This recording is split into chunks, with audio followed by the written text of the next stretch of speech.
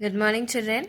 Today we are going to see Biology Chapter 7 Getting to Know Plants. Already we discussed about the part, stem and its function. Today we are going to see about leaves. Okay, so we know that the leaves of the plant are green in color and they may be of different sizes and shapes. So the green colored portion present in the leaf, it is the surfaces of a leaf which are all green in color, are called by the name as lamina.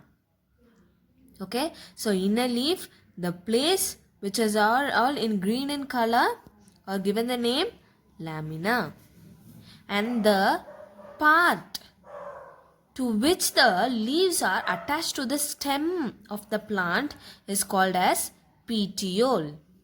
Okay, so this is what the part where the leaf would be attached to the stem of a plant. Okay, so this is called as petiole, and the green colored leaf portion is called as your lamina. Okay, so when you look at a leaf, you would notice some kind of a pattern of lines in it.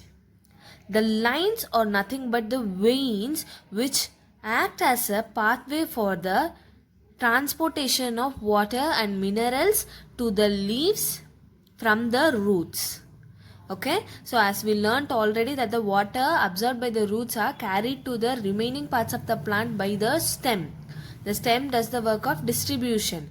Okay, so in the leaf, again the distribution work is done by your veins. This is not the veins present in the human body. This is the veins which are going to distribute the water and minerals to the leaf cells. Okay, so in all the leaves you would have a middle line which divides the leaf into two equal halves. Two equal or uneven. Okay, so the middle line which divides the leaf into two is called as your midrib. That is used to be a little stronger and a thicker one compared to the remaining veins, because it directly emerges from your petiole and reaches to the other end of the leaf. Okay, so the central line which divides the leaf into two is your midrib, and the remaining lines which help in the distribution of water and minerals are your veins. Understood? Now, you could have seen the veins are of a network. In many leaves, they may be of a different pattern. Okay, so the pattern or the design made by the veins is in the leaf is called as leaf venation. Okay, these are all some kind of biological words. Here are told whenever you see a leaf, you should call the green surface as lamina and the part where it is attached to the stem as petiole, and the lines are your veins because they do the work of distributing the water and minerals, and the center line is your midrib. Okay, and this pattern of the veins are called as leaf venation because it is not going to remain the same in all the leaves. They vary.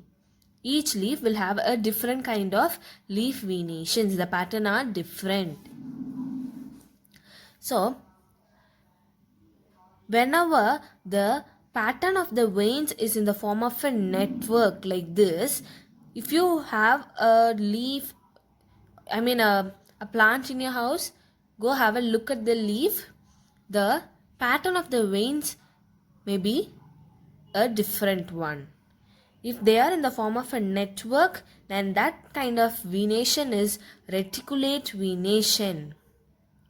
Whereas if you see the leaves of the grass, you would have the veins running parallel like a straight line to each other. So parallel means this is a line and this is also a line.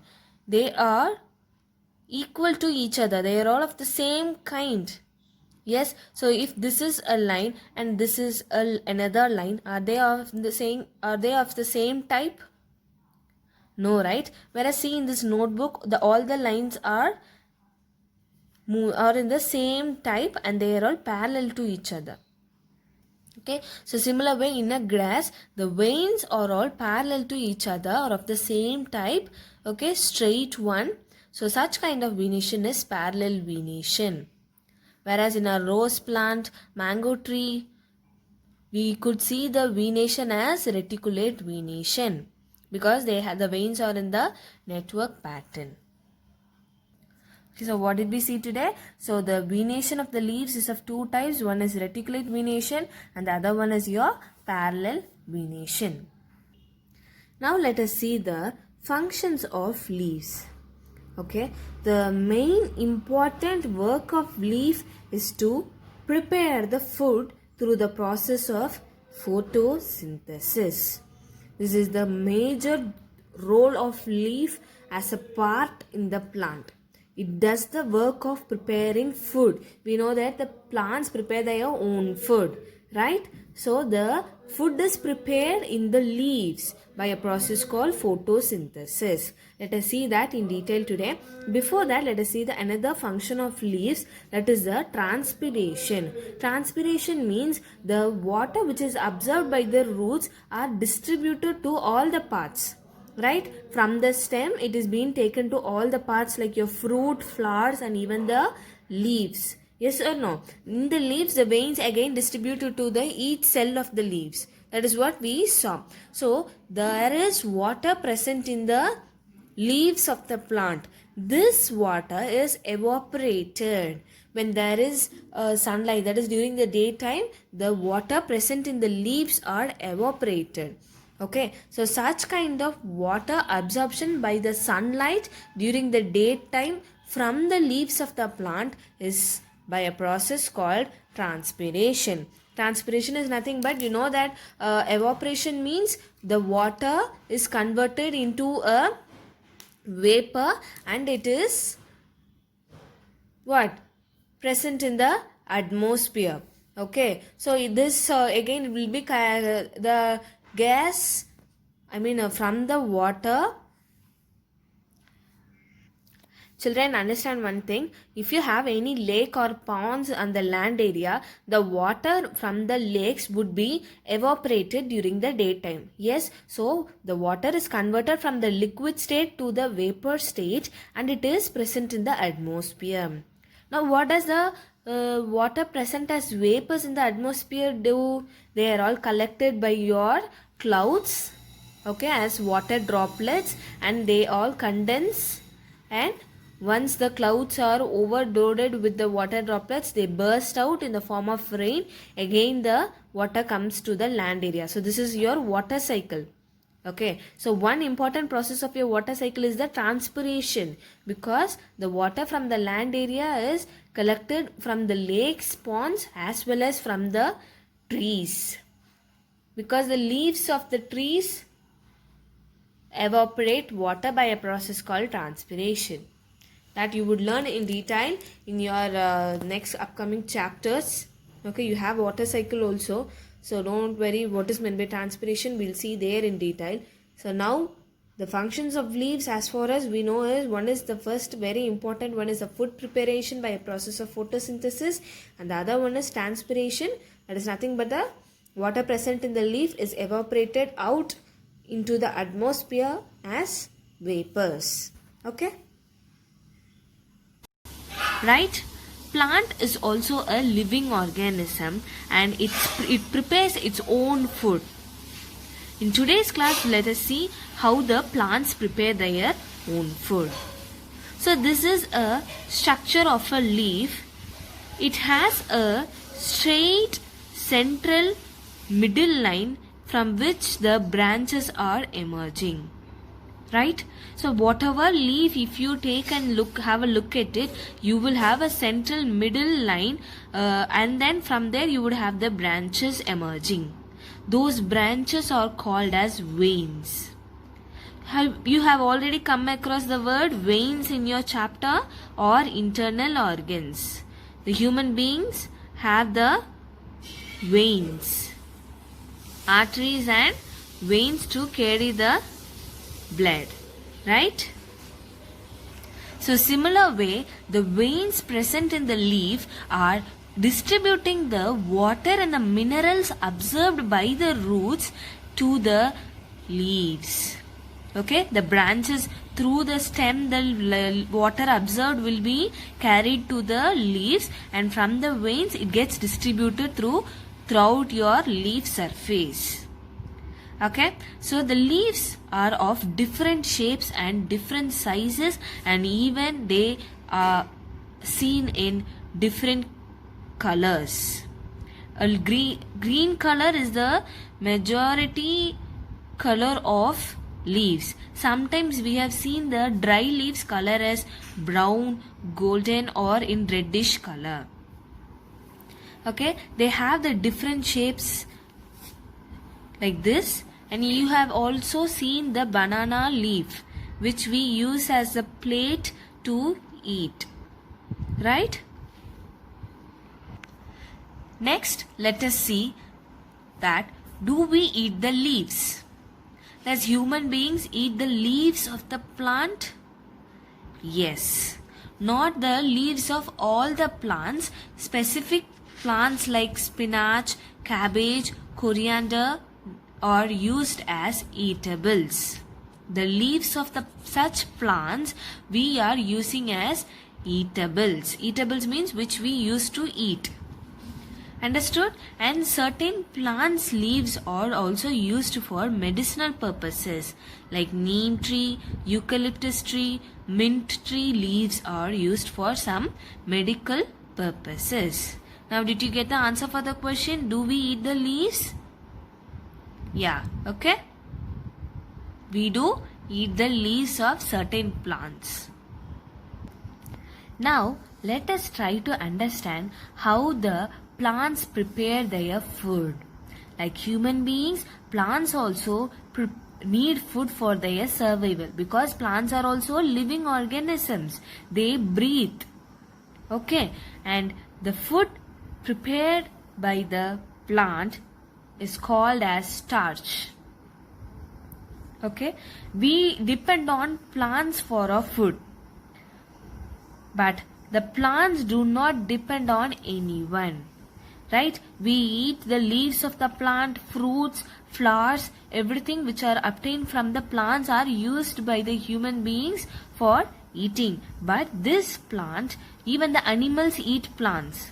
But the plants do not depend on any other organisms for their food. They prepare themselves. How do they prepare?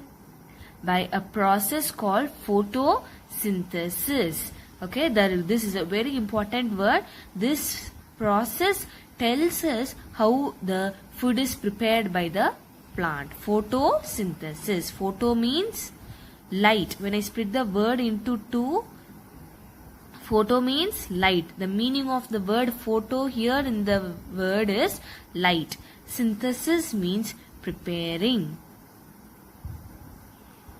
Okay. So photosynthesis means preparing with light. The food prepared by the plant is done with the help of light, and hence the name photosynthesis. Okay. So where is the light obtained for the plant? That is the natural sunlight. So the plant uses the natural available source sunlight and prepares its food, that is the starch. Where does the food is prepared? In your leaves. The leaves of the plant prepares the food. How come they prepare? They use the water absorbed by the roots and the carbon dioxide from the air. They prepare the food, and in return they give out oxygen. So in our last chapter, that is our internal organs, we human beings take in oxygen and give out carbon dioxide.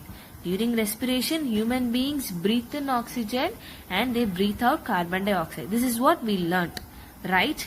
The vice versa, the opposite condition applies to the plant for breathing. The plants take in carbon dioxide. This arrow mark indicates, see, it takes inside the carbon dioxide. The gas which we exhaled out is inhaled by the plant, and in return it gives out the oxygen. This oxygen only we human beings breathe in. Understood? So this is a cycle like process. The plants will give oxygen, and this oxygen is taken by the inhaled by the humans. So after inhaling, what does the human do? They exhale carbon dioxide, and in return the plant uses that carbon dioxide. So this is the cycle. Plants and human beings are exchanging the gases for their breathing process. Understood? So what is the photosynthesis process? Tells that photosynthesis means preparing the food with the help of light. The food prepared by the plant is called by the name as starch. And where does the food is prepared in a plant? In the leaves. In the part leaf only the food is prepared. So for preparing the food, what are all is necessary? Water absorbed by the roots is necessary. Carbon dioxide is necessary. Sunlight is necessary. Okay, now try to understand that the food prepared by the plants is available in the form of starch. It doesn't mean that like how we cook the food, the plant also cooks the food. Okay, food prepared by them is invisible to us, and it is directly absorbed for the growth of the plant. Why do we eat food? For our growth and to obtain the necessary energy for doing our activities, right? So similar way, for the growth of the plant, the food prepared is absorbed directly. Okay, you should not wonder how come the food is prepared by the plant, like how do we cook the food. Clear, children? So plants take in carbon dioxide and they give out oxygen, whereas human beings take in oxygen and in return they give out the carbon dioxide, which has to be used by the plants. This is the nature's cycle of breathing for the plants and human beings. If you have any doubt in this, please contact me. Let us move to the next in the next class. Thank you, children.